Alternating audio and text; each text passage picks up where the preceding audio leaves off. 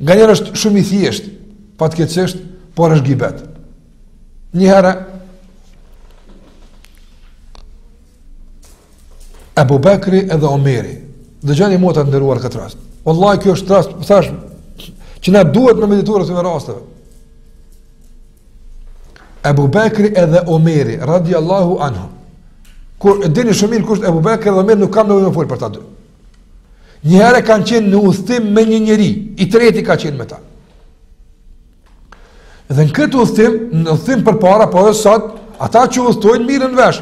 Do të thotë dikush e bën këtë punë, dikush atë punë, dikush ndihmon për me kalu normalisht. Dhe ky njeriu i tretë nuk i kryen të obligime që në marrë vesh me kry. Për shembull, na marrë vesh, do të udhtojmë kaq kilometra. Kur të pushojmë, ti i mbledh drut, ti e dhe zjarmin, ti e bën ushimin, ti i lan end, ti i përgatitur, ndarë përgjithsisht.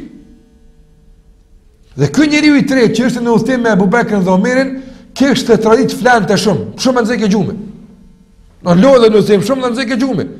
Dhe nga gjumi i thellë, nuk kishte mundësi të ngritej të kryente obligime që janë marrësh përpara.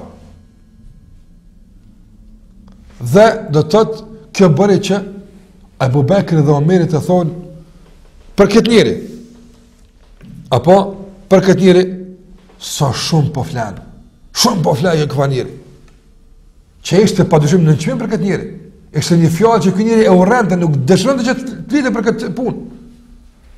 Kur u kthye nga udhëtimi, a dini çfarë u tha pejgamberi sallallahu alajhi wasallam?